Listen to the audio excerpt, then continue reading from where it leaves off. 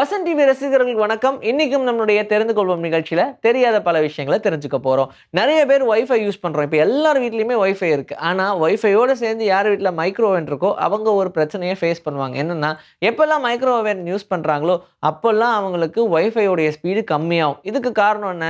மோஸ்டா ரெண்டோடைய usage of ஜிகாஹெர்ட்ஸுமே ஒரே மாதிரி இருக்கும். அதனால தான் மைக்ரோவேவ் ஓவன் யூஸ் பண்ணும்போது இன்டர்நெட்டோடைய ஸ்பீடு வைஃபைல கம்மியாகுது. ஆனா இது வெறும் ஒரே ஸ்பீட்ல இருக்கிறனால தான். இன்கேஸ் உங்களுடைய வைஃபை 5 ஜிகாஹெர்ட்ஸ்ல இருந்துச்சுன்னு வச்சுக்கோங்க, அப்போ இந்த மாதிரியான ப்ராப்ளம் வராது. ஒரே ஜிகாஹெர்ட்ஸ்ல இருக்கும்போது தான் உங்களுடைய வைஃபை ஸ்பீட் கம்மியாகிறத நீங்க கவனிப்பீங்க. தூங்கி எந்திரிச்சதுக்கு அப்புறமா நம்ம ஏதாவது ஒரு கனவு கண்டிருப்போம். ஆனா அந்த கனவு ரொம்ப நேரம் நமக்கு வந்துச்சுன்ற மாதிரி இருக்கும். என்னமோ நைட் நம்ம தூங்குனதுலேருந்து அடுத்த நாள் காலையில வரைக்கும் நம்ம கனவு மட்டும் தான் கண்டுகிட்டு இருந்திருக்கோம் அப்படின்ற மாதிரி நினைப்பீங்க.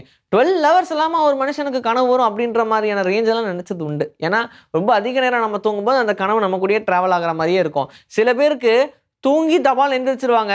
அந்த கனவு மறுபடியும் தூங்கும்போது கண்டினியூ ஆகும். இந்த மாதிரி அடுத்த நாள் நடந்திருக்கு, இல்லை சடனாக தண்ணி குடிச்சு தூங்கும்போது நடந்திருக்கு, இப்படி நிறைய நடந்திருக்கு. ஆனால் இந்த ட்ரீம் எல்லாமே 1 நிமிஷம் 2 நிமிஷமே நடக்குமே தவிர்த்து ஃபுல்லாக 8 ஹவர்ஸ் 12 ஹவர்ஸ் அப்படிலாம் நடக்காது.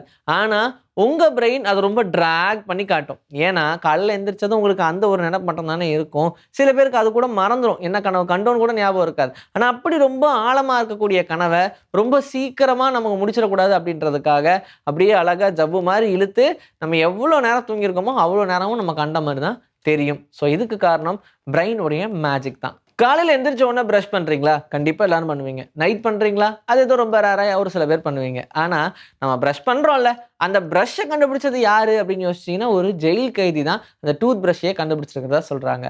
ஒரு 1780 1780 எடுத்துக்கோங்க. அந்த பீரியடில் வில்லியம் எடிஸ் அப்படின்றவர் ஜெயிலில் இருக்கார். அவர் ரொம்ப ஆழ்ந்த சிந்தனையில் யோசிச்சுட்டு இருக்கும்போது இந்த சிந்தனையோடு சேர்ந்து ஒரு விஷயத்தை கவனிக்கிறாங்க. என்னென்னா, அங்கே தான் பெருக்கிட்டு இருக்காங்க. ஸோ அப்போது அதில் யூஸ் பண்ணக்கூடிய ஒரு ப்ரஷ், இது நல்லா க்ளீன் பண்ணுதேப்பா, பேசாமல் இதை வச்சு நம்மளுடைய டீத்து க்ளீன் பண்ணால் என்ன அப்படின்னு யோசிச்சிருக்காரு. உடனே என்ன பண்ணியிருக்காரு, அங்கே ஏதோ கிடச்ச அனிமல் போன் ஒன்று எடுத்து அதை சூப்பராக ரிஃபைன் பண்ணி வாஷ் பண்ணிட்டு அந்த போனில் அப்படியே மெதுவாக ஓட்டைகள் போட்டு அங்கே இவங்க பெருக்கிறதுக்காக என்னென்ன மாதிரியான யூஸ் பண்ணாங்களோ அந்த விஷயங்கள்லாம் வச்சு அதை ப்ரஷ் மாதிரி ரெடி பண்ணி அதன் மூலியமாக ட்ரை பண்ணியிருக்காரு. ரொம்ப சூப்பராக ஒரு கோட்டை இருக்குது. உடனே என்ன பண்ணியிருக்காரு, டபால்னு இவர் ஜெயிலேருந்து வெளியே வந்ததுக்கு அப்புறமா பேசாமல் இது பிஸ்னஸாக பண்ணால் என்ன அப்படின்னு சொல்லி இதே மாதிரி நிறைய ப்ரொடக்ஷனை பண்ண ஆரம்பிச்சிருக்காங்க. நம்பவே மாட்டீங்க, அந்த அளவுக்கு ஒரு பெரிய வளர்ச்சி அவருடைய லைஃப்ல இருந்திருக்கு. கோடி கணக்கில் சம்பாதிக்க ஆரம்பிச்சாங்க. அதுக்கப்புறமா இந்த பேட்டர்னை யூஸ் பண்ணி நிறைய கம்பெனிஸ் ரெடி ஆயிட்டாங்க.